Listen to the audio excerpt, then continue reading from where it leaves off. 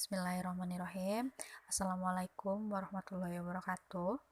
Saya Berliana Fisa Caniago, NPM 18060021. Sebelumnya, saya ucapkan terima kasih sudah menyempatkan waktu untuk melihat video pemaparan proposal saya yang berjudul Dampak Bully Terhadap Motivasi Belajar. Oke, di sini saya awali dengan perumusan masalah. Masalah dalam penelitian ini adalah efek bully terhadap motivasi belajar siswa.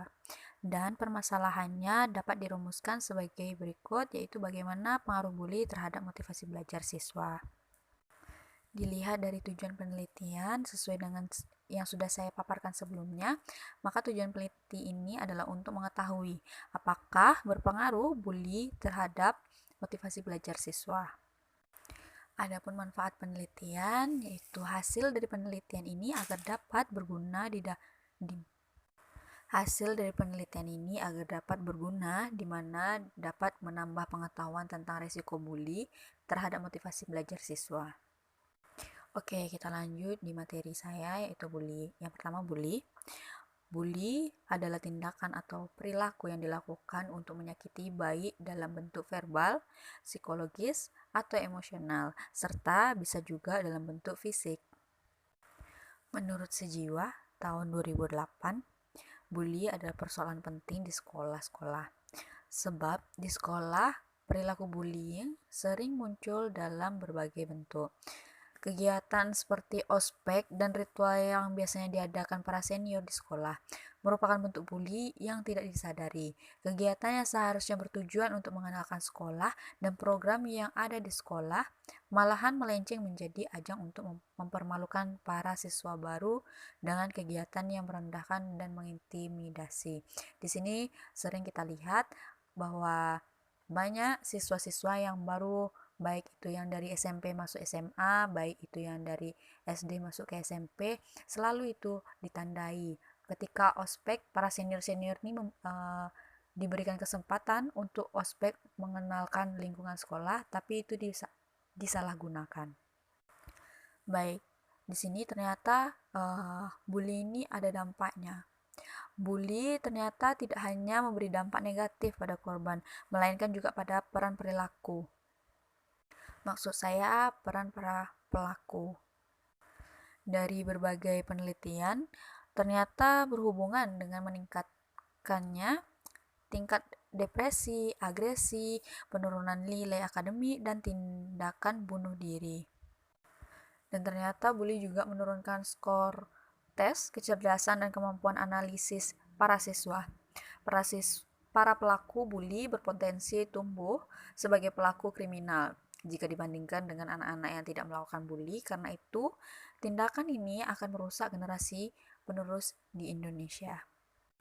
Bisa saudara lihat di PPT saya atau PowerPoint saya, ternyata bentuk-bentuk bully ini ada berbagai macam. Penyerangan fisik, penyerangan verbal, penyerangan emosi, penyerangan radial, bahkan penyerangan seksual. Oke, di sini saya akan jelaskan penyerangan fisik seperti apa. Ternyata penyerangan fisik ini seperti memukul, menendang, mendorong yang terus-menerus. Dan penyerangan verbal seperti mengejek, menyebarkan isu buruk, atau menjuluki sebutan yang jelek. Ini kerap terjadi di lingkungan sekolah, bahkan di lingkungan masyarakat.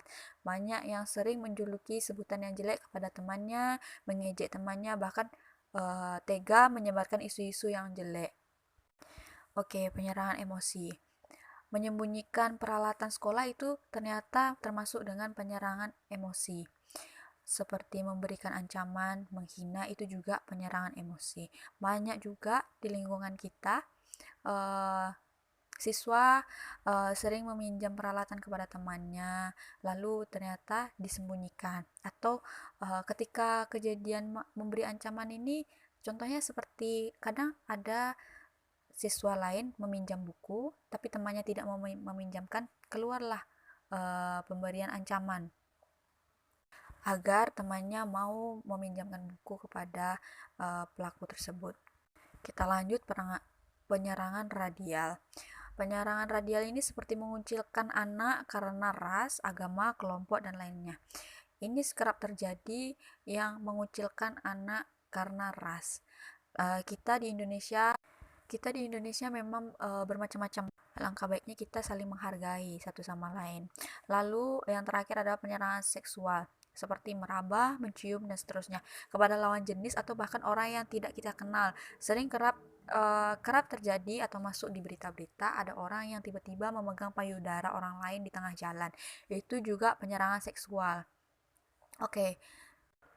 Oke, di sini dalam materi bullying dapat kita simpulkan bahwa kerja sama ketiga pihak itu biasanya praktek bullyingnya sangat sukses dilakukan oleh anak yang merasa punya power atau kekuatan. Jika kebetulan anak kita masuk ke sekolah yang pengawasan gurunya lebih dari cukup, kemungkinan akan cepat terdeteksi. Tapi apabila tidak, maka kitalah yang sangat diharapkan proaktif. Jadi di sini dari pihak sekolah sangat diharapkan kepada guru-guru untuk proaktif dalam melihat bagaimana situasi sekolah atau bagaimana pergaulan siswa di lingkungan sekolah, terutama di bully.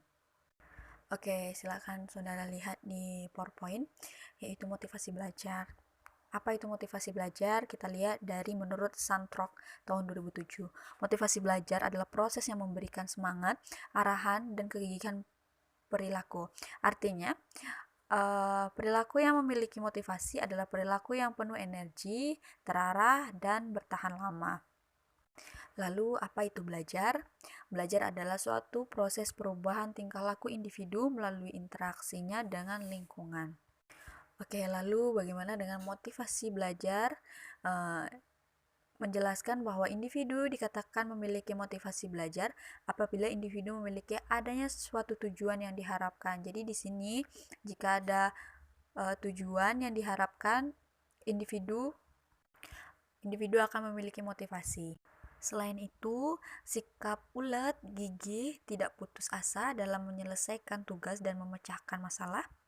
Individu yang memiliki sikap tidak jenuh dalam pembelajaran dan mencari cara menemukan ide-ide dalam belajar turut serta dikatakan sebagai individu yang memiliki motivasi belajar yang kuat. Dari motivasi belajar ini dapat dikatakan bahwa siswa yang memiliki motivasi belajar akan bergantung pada apakah aktivitas tersebut memiliki sisi yang menarik, proses yang menyenangkan intinya.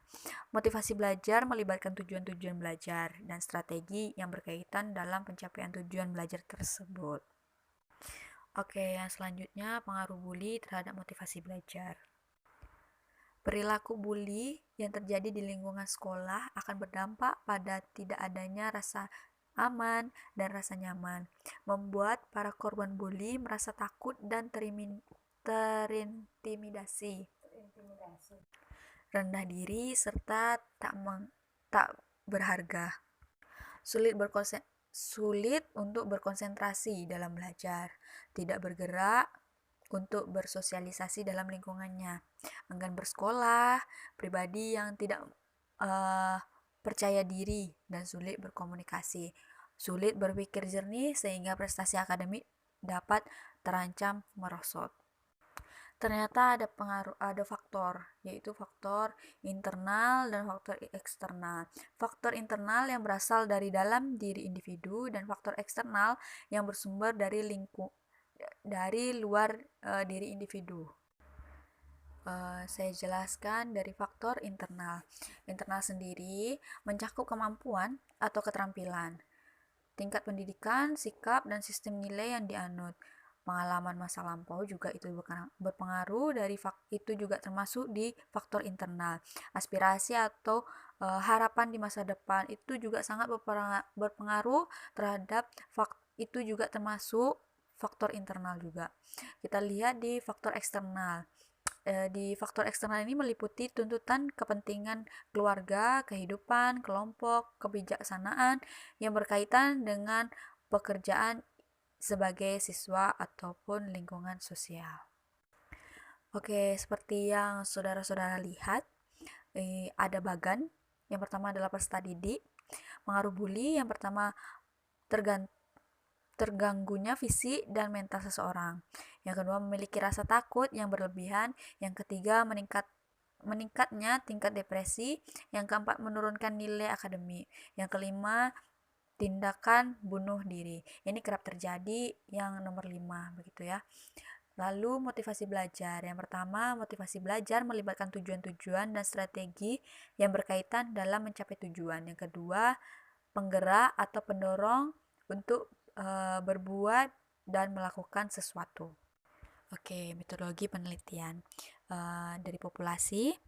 Populasi adalah wilayah generalisasi yang terdiri atas objek atau subjek yang mempunyai kualitas dan karakteristik tertentu yang ditetapkan oleh peneliti untuk dipelajari dan kemudian ditarik kesimpulan. Oke, dari judul yang saya paparkan pada hari ini yaitu ternyata bully itu sangat berdampak sekali pada motivasi belajar seorang siswa. Oke, dilihat dari sampelnya, di mana yang menjadi sampel untuk penelitian saya kali ini, sampel yang saya ambil itu dari siswa. Mungkin hanya itu yang dapat saya paparkan pada proposal saya hari ini. Terima kasih atas perhatiannya. Maaf atas segala kekurangannya. Saya akhiri dengan Assalamualaikum warahmatullahi wabarakatuh.